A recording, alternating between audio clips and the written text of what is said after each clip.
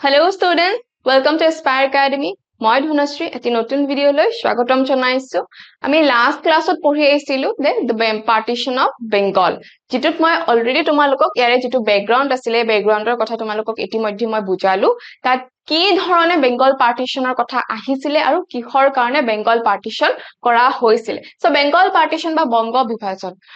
আমি যদি গুটেই ইতিহাসত চাও ভাৰতবৰ্ষৰ যেটো স্বাধীনতা আন্দোলন আছিল সেই সময়ছোৱাৰ মানে কবলৈ গলে এটা গুৰুত্বপূৰ্ণ কি হয় ঘটনা বা সেই সময়ৰ গুৰুত্বপূৰ্ণ এটা ইভেন্ট হয় যেটোৰ অবিহনে আমি গুটেই ইতিহাস পঢ়ি মানে হেতুৰ অবিহনে ইতিহাসখনে আধৰুৱা হৈ থাকিব গতিকে বেংগল পাৰ্টিশনৰ সময়ছোৱাত কি হৈছিল আমি আজি সেই বিষয়ে আলোচনা কৰিম exact the partition of Bengal তো তোমালোকৰ লাষ্ট ক্লাছত মই অকমান ৰিক্যাপ কৰি দিছো আমি কি পঢ়িছিল তে সেই সময়ত কোৱা হৈছিল যেহেতু বেংগল প্ৰভিন্সটো খুব বেছি ডাঙৰ আছিল যিখন এলাহাবাদ ট্ৰিটি আছিল মোগল এম্পায়াৰ শাহ আলম আৰু Robert Clive East India company Robert ক্লাইভৰ মাজত হৈছিল সেইখনৰ যোগেদি কি হৈছিল যে ইষ্ট ইণ্ডিয়া কোম্পানীয়ে কি পাইছিল পলিটিক্যাল অথৰিটি এটা পাইছিল ৰাজনৈতিক কৰ্তৃত্ব এটা পাইছিল কত পাইছিল সেই সময়ত তোমালোকৰ বেংগল হক মাদ্ৰাজ হক মুম্বাই হক এই তিনিটা ঠাইত কি পাইছিল তেওঁলোকে নিজৰ অথৰিটি পাইছিল পলিটিক্যাল অথৰিটি পাইছিল আৰু তাৰ পিছত কি কৰা হৈছিল উৰিষ্যা বিহাৰ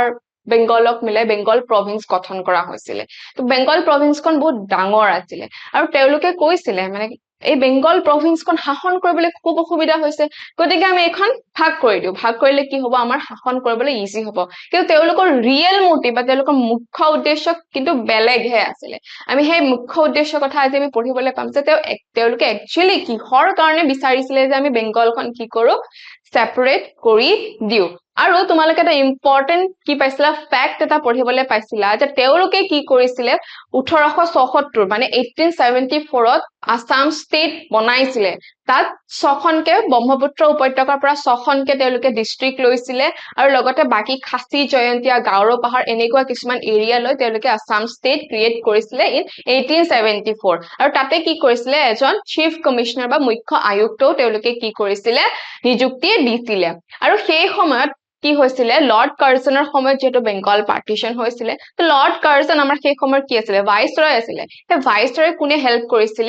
দুজনকে কমিশনাৰে হেল্প কৰিছিল বেংগলখন পাৰ্টিশন কৰাতে এজন আছিল তোমালোকৰ এনডিউ ফ্ৰেজাৰ মধ্যপ্ৰদেশৰ চিফ কমিশনাৰ আছিল আৰু আনজন আছিল জে বেমফিল্ড ফুলাৰ যিজন অসমৰ সেই সময়ৰ কি আছিল চিফ কমিশনাৰ আছিল সো তেওঁলোকে দুটাকে প্ৰস্তাৱ দিছিল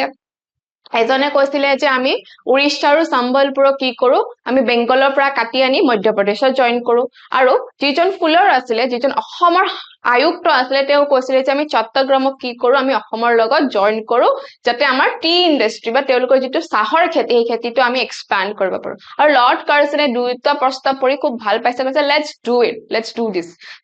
তেওঁ কলে যে আমি এটো কৰি দিও ঠিক আছে তো হেতু লাহে লাহে কি হৈছিল তেওঁলোকে বেংগল পাৰ্টিশন কৰাৰ প্ৰচেষ্টা হাতত লৈছিল যেতিয়া ফাৰ্স্ট অসমখন গঠন কৰা হৈছিল কয় বহুতে যে হেতু কি হৈছিল প্ৰথমটো কি হয় বেংগল পাৰ্টিশনৰ ফাৰ্স্ট স্টেপ কিন্তু তাৰ আগতেও 1866 ত উৰিষ্যাত কি হৈছিল ফমাইন দুৰ্ভিক্ষ হৈছিল সেই দুৰ্ভিক্ষ হোৱাৰ টাইমত কি হৈছিল 10000 তকে মানুহ মৃত্যু মুখত পৰিছিল গতিকে সেই সময়ত যিজন আছিল তোমালোকৰ ভাইসৰয় কি আছিল লৰ্ড নাথান ব্ৰুক তেওঁ কৈছিল যে আমি বেংগলখন পাৰ্টিশন কৰিব লাগিব সো লাহে লাহে তেওঁলোকে স্টেপ বাই স্টেপ কাম কিছুমান লৈছিল আৰু অসম যেতিয়া গঠন কৰা হৈছিল হেতু ফাৰ্স্ট স্টেপ বুলি বহুতে কয় ঠিক আছে এতিয়া আমি সেই মানে ব্যাকগ্ৰাউণ্ডটো পঢ়িলো কিহৰ কাৰণে তেওঁলোকে বিচাৰিছিল এতিয়া আমি কি আহিম partition of Bengal so when Andrew Fraser appointed as lieutenant governor of Bengal in 1903 viceroy Lord Curzon directed him to make a plan for redemarcation of the boundary of the province ঠিক আছে সো ফ্ৰেজাৰক কি হৈ গল ফ্ৰেজাৰক 1903 কি কৰিলে বেংগলৰ lieutenant governor বনালে তেওঁ আগতে চিফ কমিশনাৰ আছিল তে 1903 লেফটেনেন্ট গভৰ্ণৰ বেংগলৰ বনালে আৰু লৰ্ড কাৰ্জন ভাইসৰয় লৰ্ড কাৰ্জনে কি কলে তেওঁ কি আদেশ দিছিল যে বাউন্ডাৰী খিনি আকৌ আমি কি কৰিব লাগে ভালৰে demarcate ভালৰে আমি বাউন্ডাৰী খিনি বনাব লাগে the Andrew Fraser made a slight change in the previous suggestion of William E. Ward and made a plan for the partition of Bengal so Andrew Fraser কি কৰিলে অকনমান চেঞ্জ কৰিলে ইফাল যেটো আগৰ suggestions asile agor suggestions kini ki koise William E. Ward ki disile he suggestions kini ki korile okkoman change kori teloke ki korile Andrew Fraser ki korile Bengal পাৰ্টিশনৰ যা যোগাৰ কৰিলে তো ইয়াতে বহুত মানুহৰ তোমালোকে নাম মানে দেখিছা গতিকে ইম্পৰ্টেন্ট নাম বিলাক মনত ৰাখিবা সো ভাইসৰয় কোন আছিল লৰ্ড কাৰ্জন আছিল এন্ড্ৰু ফ্ৰেজাৰৰ নাম তোমালোকে মনত ৰাখিবা গতিকে এনেকুৱা ধৰণৰ ফ্যাক্টস বিলাক তোমালোকে মনত ৰাখিবই লাগিব বহুত বেছি ইম্পৰ্টেন্ট হয় তাৰ পিছত কি হল এন্ড্ৰু ফ্ৰেজাৰ লেফটেনেন্ট গভৰ্ণৰ হোৱাৰ পিছত কি হৈ গল যেটো প্ল্যান তেওঁলোকে বনালে হেতু প্ল্যান কি কৰিলে লৰ্ড কাৰ্জনক সাবমিট কৰিলে কেতিয়া সাবমিট কৰিলে 1903 সো তোমালোকে ক্ৰনোলজিক বা সিৰিয়েলি বস্তুটো চাবা কোনটোৰ পিছত কোনটো ইভেন্ট হল ঠিক আছে he suggested to annex Dhaka Chittagong and Rajshahi to neighbouring state of Assam so তেওঁলোকে কি কৰিলে অকমান বস্তুখিনি হাল হলনি কৰি কি কৰিলে ঢাকা চট্টগ্ৰাম আৰু ৰাজশাহী এই তিনিটা এৰিয়া কি কৰিলে অসমত জয়েন কৰিবলৈ বিচাৰিলে on 4th June 1903 Viceroy Lord Curzon prepared a detailed proposal of the partition of Bengal by discussing with Herbert Risley the Secretary of State Government of India so Viceroy Lord Curzon to Viceroy হয় আৰু লগতে এজন কি থাকে Secretary of State থাকে so এজন সচিব থাকে ঠিক আছে সেই সচিবজনৰ লগত কি কৰিলে ডিসকাস কৰিলে লৰ্ড কাৰ্জনে যে আমি এনেকে বেংগলখন পাৰ্টিশন কৰিম প্ৰপোজাল দিলে ডিটেইল প্ৰপোজাল এটা দিলে আৰু সেই সেক্ৰেটাৰী জনৰ নাম কি আছিল হাৰ্বাৰ্ট ৰিজলি ঠিক আছে তেওঁলোকে এটো বস্তু ডিসকাস কৰিলে আমি কি পাৰো পঢ়িবলে আমি কি পালো যে এন্ড্ৰু ফ্ৰেজাৰ কি হৈ গল লেফটেনেন্ট গভৰ্ণৰ হৈ গল তেওঁ কি আছিল প্ৰথমতে চিফ কমিশনাৰ আছিল আৰু তেওঁ কি কৰিছিলে বেংগল পাৰ্টিশনত বহুত বেছি তেওঁৰ কি আছে এটা ৰোল আছিল সো এন্ড্ৰু ফ্ৰেজাৰ কি হৈ গল তোমালোকক জাস্ট মই ভালৰে মনত ৰাখিবলৈ তোমালোকক মই একবাৰ আকৌ ৰিমাইন্ড কৰি দিছো এন্ড্ৰু ফ্ৰেজাৰ কি হৈ গল লেফটেনেন্ট গভৰ্ণৰ হৈ গল ঠিক আছে লেফটেনেন্ট গভৰ্ণৰ হোৱাৰ পিছত তেওঁ কি কৰিলে চেঞ্জ কৰিলে change the proposal ঠিক আছে তাতে বেলেগ চেঞ্জ কৰা নাই অলপ ইফাল কৰিলে ঠিক আছে তাৰ পিছত কি কৰিলে সাবমিট কৰিলে তেওঁ লৰ্ড কাৰ্জনক কি কৰিলে সাবমিট কৰিলে সাবমিট টু কাৰ্জন ঠিক আছে কেতিয়া সাবমিট কৰিলে 1903 28 মাৰ্চত ঠিক আছে তাৰ পিছত লৰ্ড কাৰ্জনে কি কৰিলে ডিসকাস কৰিলে কাৰ লগত Secretary of State কোন আছিলে হাৰ্বাৰ্ট ৰিজলি ঠিক আছে ৰিজলিৰ লগত তেওঁ কি কৰিলে ডিসকাশন কৰিলে যে এনেকুৱা এটা প্ৰপোজাল আমি লৈ আহিছো আপুনি এবাৰ চাও ঠিক আছে সো ইয়াৰ পিছত কি হৈ গল The proposal was officially accepted by the British government and it was recognized as the minute on territorial redistribution in India. So, এই যেটো proposal আছিলে Bengal partitioner, সেই proposal টো কি কৰিলে British government কি কৰিলে officially তেওঁলোকে accept কৰিলে আৰু নামটো কি দিলে নামটো তোমালোকে চাবা কি নাম দিলে The minute on territorial redistribution of in India. So, আমি অসমীয়াত কৰিম আঞ্চলিক পুনৰ্গঠন সংক্ৰান্ত টকা তো অসমীয়াত আমি কি বুলি কম এটো আঞ্চলিক পুনৰ্গঠন সংক্ৰান্ত টকা সো এই কি কৰিলে এটো এটা তেওঁলোকে নাম দিলে তাৰ পিছত কি হৈ গল since the proposal was officially declared by Herbert Risley কোনে ডিক্লেয়াৰ কৰিছিলে Secretary of State Herbert Risley এটো officially declare কৰিছিল আৰু সেই কাৰণে কি কৰা হৈছিল এখনক Risley papers বুলিও কোৱা যায় আৰু তেওঁ কেতিয়া কৰিছিলে ডিক্লেয়াৰ 6th December 1903 ঠিক আছে Risley paper কি হয় তোমালোকে যদি কোৱেশ্চনত আহে this is the answer right the process of bifurcation of Bengal and to annex one part of it into Assam is historical known as partition of Bengal so partition of Bengal বুলি ক'লে আমি কি বুজিম যে তেতিয়া বংগদেশক দ্বিখণ্ডিত কৰা হৈছিল আৰু ইয়াৰে এটা পাৰ্ট অসমৰ লগত জয়েন কৰিছিল আৰু হেতুকে কি কোৱা হৈ গল পাৰ্টিশন অফ বেংগল বুলি কোৱা হয় বংগদেশক দ্বিখণ্ডিত কৰা আৰু খণ্ডিত একাংশ অসমৰ হৈতে সংলগ্ন কৰাৰ প্ৰক্ৰিয়াটোকে ঐতিহাসিক বংগভংগ বুলি কোৱা হয় তো তোমালোকে মনত ৰাখিবা যে পাৰ্টিশন বুলি ক'লে কি বুজায় তোমালোকে যেতিয়া যেটো প্ৰচেছৰ জৰিয়তে বেংগলক ভাগ কৰি অলপ কিছু পাৰ্ট অসমতো কি কৰা হৈছিল সংলগ্ন কৰা হৈছিল তাক কোৱা হয় পাৰ্টিশন অফ বেংগল বা বংগ বিভাজন বুলি কোৱা হয় So moving on, it was said that the vast Bengal province could not be ruled smoothly under a lieutenant governor, and accordingly the plan was taken to create a province named Eastern Bengal and Assam by annexing 15 districts of North and East Bengal to Assam. So tate ki kora hoisile যে এইটো কোৱা হৈছিলে যে এজন lieutenant গভৰ্ণৰে কি কৰিব নোৱাৰে শাসন কৰিব নোৱাৰে বিকজ কি হয় বহুত ডাঙৰ এৰিয়া হয় তো সেই কাৰণে কি কৰিছিলে সেপাৰেট প্ৰভিন্স এখন বনাই দিলে পাৰ্টিশন কৰি প্ৰভিন্স এখন নাম দিলে ইষ্টাৰ্ণ বেংগল এণ্ড আসাম য'ত 15 খন ডিস্ট্ৰিক্ট আছিলে নৰ্থ আৰু ইষ্ট বেংগল টু আসাম ঠিক আছে নৰ্থ আৰু ইষ্ট বেংগলৰ পৰা 15 খন ডিস্ট্ৰিক্ট লৈ কি কৰিছিলে অসমৰ লগত জয়েন কৰি কি কৰিছিলে ইষ্টাৰ্ণ বেংগল এণ্ড আসাম কি কৰিছিলে নতুনকৈ এখন প্ৰভিন্স ক্ৰিয়েট কৰিলে On the other hand, Bengal province was to be continued with the remaining western part. আৰু বাকি যিখিনি বেংগল আছিলে হে বেংগল খিনি কি কৰিলে ওয়েস্ট বেংগল বুলি কলে তাত কি আছিলে বিহাৰ আছিলে উৰিষ্যা আৰু ছোটা নাগপুৰ আছিলে ঠিক আছে সো এইখিনি মিলাই বাকি যিখিনি ৰিমেইনিং পাৰ্টস আছিলে সেইখিনি কি হৈ গল ওয়েস্ট বেংগল আৰু বাকি পাৰ্ট খিনি ভাগ কৰি কি কৰিলে ইষ্ট বেংগল এণ্ড আসাম ঠিক আছে সো তোমালোকক যদি মেপৰ জৰিয়তে বুজাও এখন অসমৰ মেপ ৰাইট সো এই পাৰ্ট খিনি ললে তাৰ পিছত এফালে ভাৰত যদি এনেকে আহে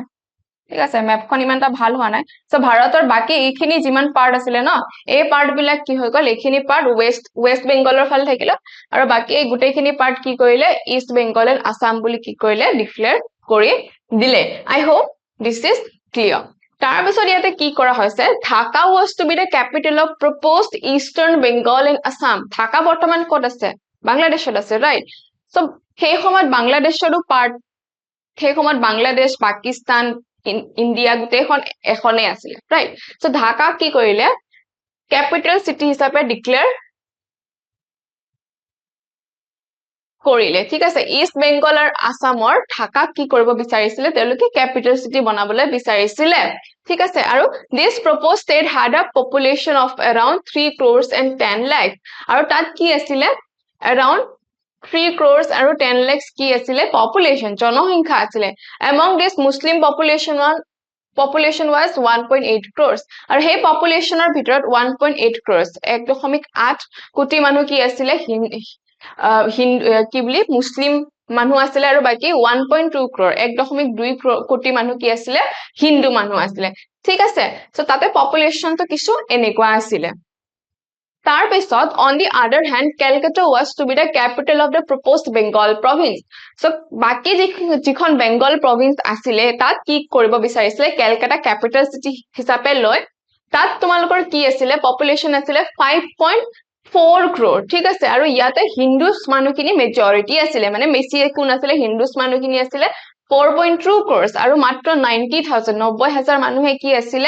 মুসলিম মানুহ আছিল but in comparison to the people of Bihar and Orissa the Bengalis were minority so ইয়াতে হিন্দু আৰু মুসলিমৰ সংখ্যাটো কি আছিল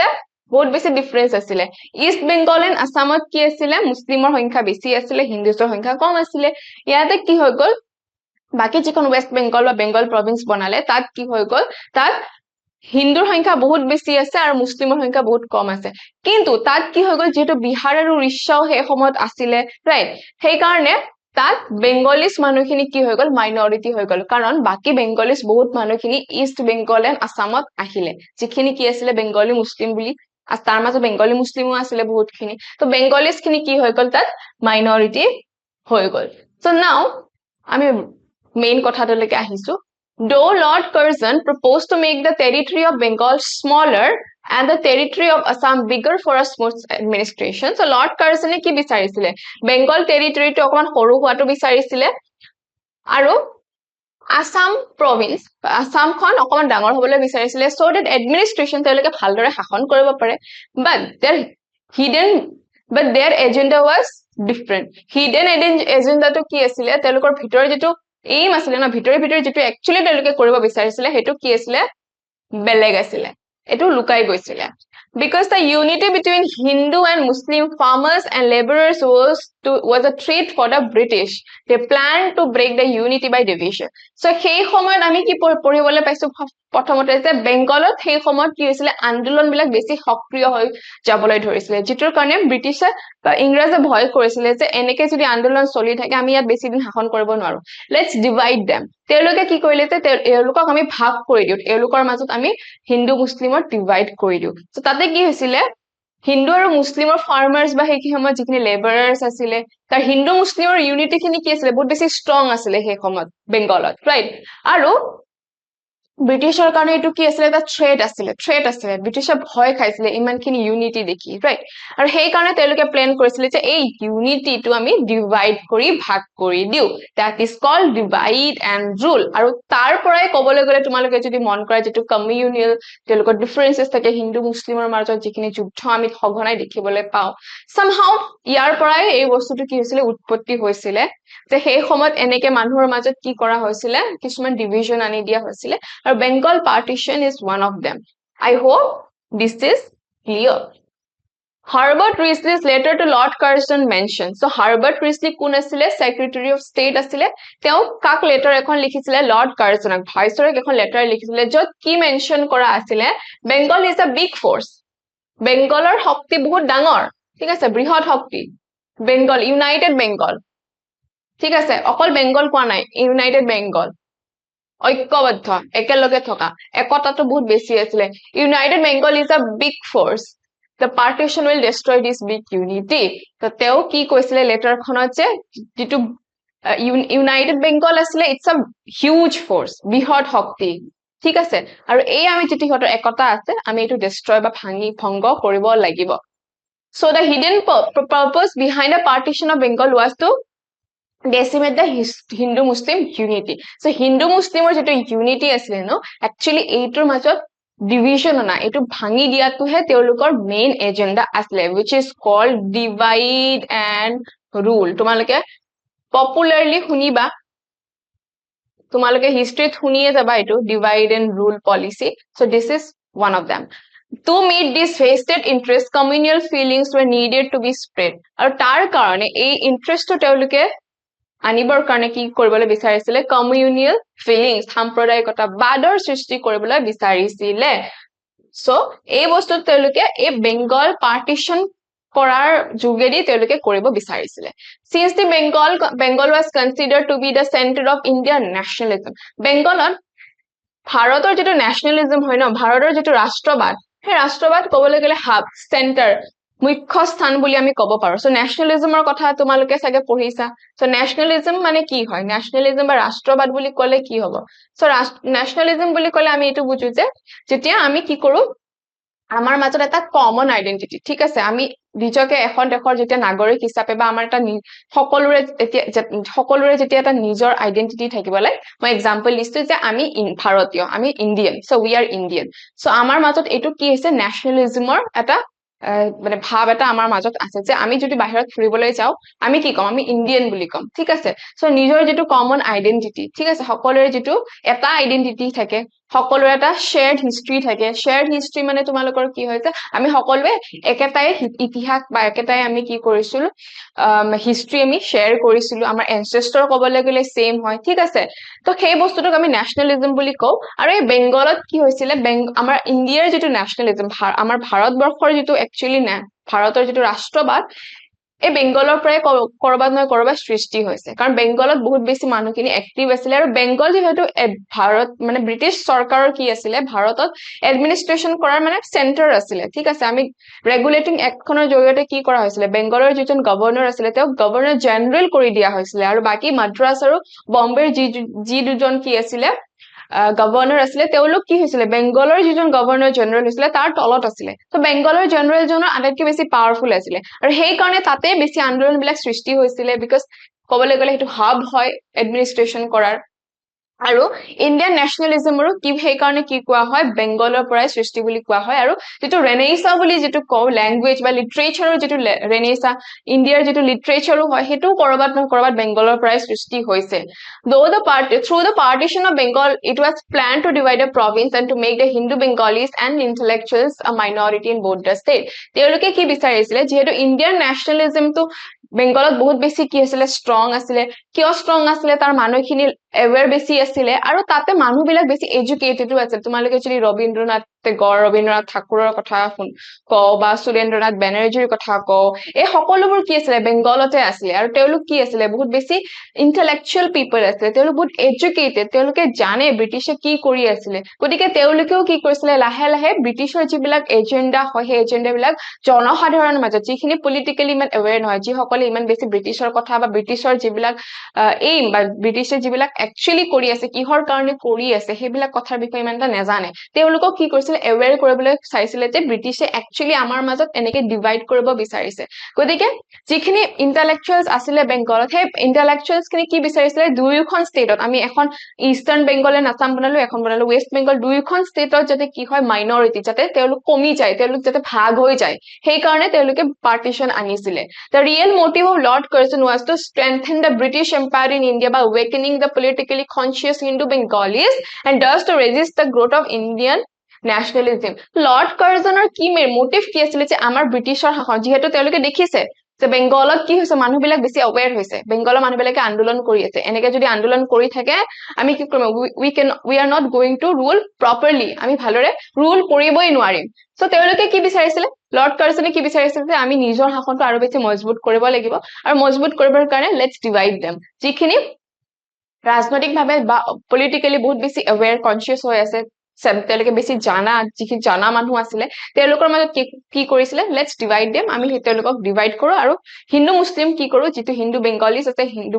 মুছলিমছ আছে এই গোটেইখিনিৰ মাজত কি কৰো আমি এটা ডিভিজন আনি দিও ঠিক আছে আই হোপ দিস ইজ ক্লিয়াৰ তেওঁলোকৰ মেইন যেটো মোটিভ আছিলে সেই মোটিভটোৰ কথা তোমালোকৰ ক্লিয়াৰ হৈছে moving on through this plan he tried to increase loyalty of the Muslims who were politically less conscious and thus planned to sow the seed of communalism in Indian society so teo yate ki korisile কৰিবলৈ বিচাৰিছিলে যে lord কাৰ্জনে কি কৰিছিলে যিখিনি ইমান বেছি politically অৱেৰ নাছিলে যিখিনি মুছলিম মানুহ ইমান বেছি পলিটিক্যালি অৱেৰ নাছিলে তেওঁলোকৰ কাৰণে কি বিচাৰিছিলে তেওঁলোকৰ প্ৰতি তেওঁ মানে লয়াল থাকিবলৈ বিচাৰিছিলে তেওঁলোকৰ কাৰণে তেওঁ যেহেতু কাম কৰিব মানে তেওঁলোকক এনেকে দেখাব যে তেওঁলোকৰ কাৰণে কাম কৰিছে যিখিনি ইমান বেছি মুছলিম মানুহ পলিটিক্যালি অৱেৰ নহয় আৰু তেওঁলোকৰ মাজত এটা কি কৰিব এটা যেটো কমিউনালিজম সাম্প্ৰদায়িকতাবাদৰ যেটো গুটি ন সেই গুটিটো হিচি দিবলৈ বিচাৰিছিলে গুটে কি ইন্ডিয়ান সোসাইটিৰ মাজত at the same time he took it as a weapon to dominate the growing anti british extremists সেই সময়ত কি আছিল কিছুমান এক্সট্ৰিমিষ্ট আছিলে চৰমপন্থী আছিলে যিসকলে ব্ৰিটিছৰ এগেইনষ্টত কি কৰিছিলে বহুত বেছি তেওঁলোকৰ মানে মুভমেন্ট খিনি এনেকুৱা আছিলে তেওঁলোকে আৰ্মছ লৈছিলে ঠিক আছে এই যিখিনি চৰমপন্থা আছিল যিখিনি এক্সট্ৰিমিষ্ট পিপল আছিলে সেইখিনিৰ এগেইনষ্টটো কি কৰিব বিচাৰিছিলে ডমিনেট কৰিবলৈ বিচাৰিছিলে তেওঁলোকৰ ওপৰত শাসন কৰিব বিচাৰিছিলে এনেকে কি কৰি পাৰ্টিশন কৰি তাৰ পিছত কি হৈ গল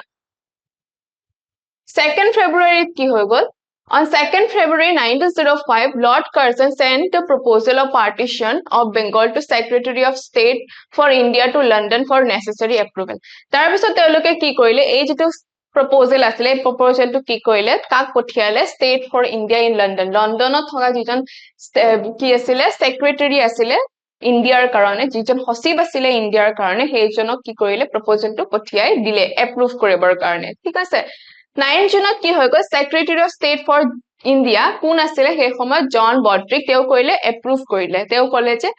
এই proposal হিচাপত আমি কাম কৰিব পাৰো ঠিক আছে by telegram message সেই সময়ত telegram asile On 19th July 1905, the British government of India published this proposal. যেহেতু কি হৈ গল সেই সময়ত Secretary of State for India John Bodrick proposal to approve কৰিলে আৰু 19th July 1905 ত কি হৈ গল officially British government কি কৰিলে এই proposal to publish কৰিলে so this is important এই date to year to তোমালোকে মনত ৰাখিবা On 1st September 1905, it was declared officially that the partition of Bengal would be implemented on 16th October. Tar pisod 1905 or 1st September ki korile officially declare korile je ami ki korim 16 October ami ki korim 16 October আমি কি কৰিম partition কৰিম আমি বেংগলখন কি কৰিম বিভাজন কৰিম কেতিয়া বিভাজন কৰিম 16 অক্টোবৰ কেতিয়া ডিক্লেয়াৰ কৰা হৈছিল 1905 1st September it is also important etu tumalake monot rakhiba the 4 points program on partition of Bengal declared by Lord Curzon on 1st September was as follows so he proposal khonot ba he declaration tot ki asile kisman important points asile let's look at this points keta ki hol so first ki asile the name of the new province will be Eastern Bengal and Assam by annexation of Rajshahi Dhaka and Chattogram to Assam jekon notun province আমি নহয় যিখন নতুন province British আনিছে হেখনৰ নাম কি হ'ব eastern Bengal and Assam ঠিক আছে তাত আৰু কি জয়েন কৰা হৈছে ৰাজশাহী ঢাকা আৰু চট্টগ্ৰাম এই তিনিটা এৰিয়া কি কৰা হৈছিল মানে এইখন প্ৰভিন্সৰ লগত জয়েন কৰা হৈছিল first phase the capital of new province will be Dhaka so eastern bengal আৰু Assamor jitu capital hobo hetu ki hobo Dhaka the administration of Eastern Bengal and Assam will be handed over to a lieutenant governor aru baki administration kune koribo as a lieutenant governor e koribo thik ase ei tinita point tumalage monot rakhiba this is the first phase the capital of Assam will be transferred from Shillong to Dhaka so সেই সময়ত আহমৰ capital কি আছিল Shillong আছিল গতিকে কি কৰিব এটা capital টো কি কৰিব Shillong to Dhaka Shillongৰ পৰা Dhaka লৈকে কি কৰিব transfer কৰি দিব তাৰ পিছত second phase ত কি হ'ব there will be separate high court in Dhaka for Eastern Bengal so সেই সময়ত কি কৰিব তেওঁলোকে Eastern Bengalৰ কাৰণে Dhaka নতুনকে এটা high court খুলিব ঠিক আছে until a separate high court is established the new province will be under the jurisdiction of Calcutta High Court so সেই সময়ত গুটে বেংগলৰ কাৰণে Calcutta High Court তে আছিল গুটেখিনি jurisdiction বা গুটেখিনি area so এতিয়া যেহেতু province কিখন কি কৰিব ভাগ কৰিব state বিলাক বেংগলখন ভাগ কৰিলে গতিকে নতুনকে কি কৰিব ঢাকাত Eastern Bengalৰ কাৰণে ঢাকাত কি কৰিব এটা নতুনকে High Court খুলিব আৰু যেতিয়ালৈকে এই High Court টো নবনাই তেতিয়ালৈকে কি কৰিব Calcutta সেই কামখিনি চলি থাকিব ঠিক আছে third phase ত কি হৈছে Calcutta will be the capital of New Bengal province which includes West Bengal Bihar Orissa and Chota Nagpur so যিখন নতুনকে Bengal province বনাব তাত কি include কৰা হৈছে আমি ইতিমধ্যে পঢ়িছো তোমালোকে হয়তো মনত ৰাখিছা বস্তুখিনি আমি ইতিমধ্যে আগতে ডিসকাস কৰিলুৱে কি আহিব ইয়াতে যিখিনি বাকি বেংগল আছিল সেইখিনি লগতে তাত বিহাৰ থাকিব ওড়িশা থাকিব আৰু চটা নাগপুৰ থাকিব and fourth phase ত কি আছে the partition of Bengal will be implemented on 16th October 1905 গতিকে কেতিয়া ইমপ্লিমেন্ট কৰিব 16th October 16 অক্টোবৰ 1905 চনত কি কৰিব বংগ বিভাজন হ'ব গতিকে কোনটো এৰিয়া বা কোনখন প্ৰভিন্সত কি যাব আমি হেখিনি ভালৰে ইয়াতে ডিসকাস কৰিলো I hope this is clear right আমি এবাৰ কি কৰিম আমি এবাৰ ম্যাপখন চাই লও ইয়াতে কি দিয়া আছে সো ইয়াতে তোমালোকে দেখিছা eastern Bengal and Assam so এইখিনি ইষ্টাৰ্ণ বেংগল এণ্ড আসাম বুলি দিছে সো প্ৰথমতে আছিল শিলং ক্যাপিটেল সো এই শিলংৰ পৰা কত আনিব ঢাকা লৈকে আনিব ৰাইট তাৰ পিছত এইফালে এইখিনি বাকি যিখিনি আছে এইখিনি কি হ'ব বাকি যিখিনি ওয়েস্ট বেংগল বিহাৰ তাৰ পিছত ওড়িশা এই গুটেখিনি মিলি কি হ'ব বেংগল ঠিক আছে এই গুটেখিনি মিলি কি হ'ব বেংগল প্ৰভিন্স হ'ব আৰু বাকি এইখিনি মিলি কি হ'ব eastern Bengal and Assam so তোমালোকে ম্যাপখন পঢ়ি হয়তো বস্তুখিনি বুজি পাইছা যে এই তোমালোকৰ এই ডাটকে যেটো দেখিছা ন এই তোমালোকৰ এইখিনি ডাটকে যিখন দেখিছা ন সো এই গুটেখিনি মিলি আগতে কি আছিল বেংগল প্ৰভিন্স আছিল গতিকে এতিয়া এই গুটেখিনিৰ মাজত কি হৈছিল এটা ডিভিজন আনিছে ঠিক আছে এই ডিভিজনটো তোমালোকে দেখিছা এই ডিভিজনটো আনিছে আৰু ইয়াতে কি হৈছে এইখিনি হৈছে ইষ্টাৰ্ণ বেংগল এণ্ড আসাম এইখিনি পূব সাইডত আছে যেহেতু আৰু বাকি এইখিনি ওয়েস্ট সাইডত আছে গতিকে এইখিনিত ওয়েস্ট বেংগল তাৰ পিছত বিহাৰ আৰু ওড়িশা এই এলেকাখিনিও কি হৈছে ইয়াতে সংযুক্ত কৰা হৈছে সো আমি এতিয়ালৈকে কি পঢ়িলো এবাৰ আকৌ ৰিকেপ কৰি দিও বহুতখিনি আমি ফ্যাক্টস পঢ়িবলৈ পালো গতিকে এইখিনি হয়তো তোমালোকৰ মনত ৰাখিব অকমান অসুবিধা হ'ব পাৰে তো তোমালোকক মই আকৌ এবাৰ ৰিকেপ কৰি দিছো যে পাৰ্টিশনটো কি হৈছিল সো প্ৰথমতে আমি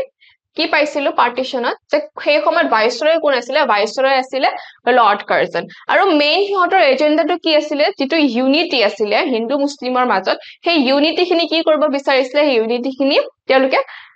মানে ভাঙিব বিচাৰিছিলে সেই সময়ত যেহেতু বেংগলত বহুত বেছি এক্টিভলি কি কৰি আছিলে মানুহখিনিয়ে স্ট্ৰাগল কৰি আছিলে ব্ৰিটিছৰ এগেইনষ্টত আন্দোলন কৰি আছিলে এই আন্দোলন কৰি থকাৰ সময়ত তেওঁলোকৰ মাজত একতাও আছিলে গতিকে এই যেটো একতা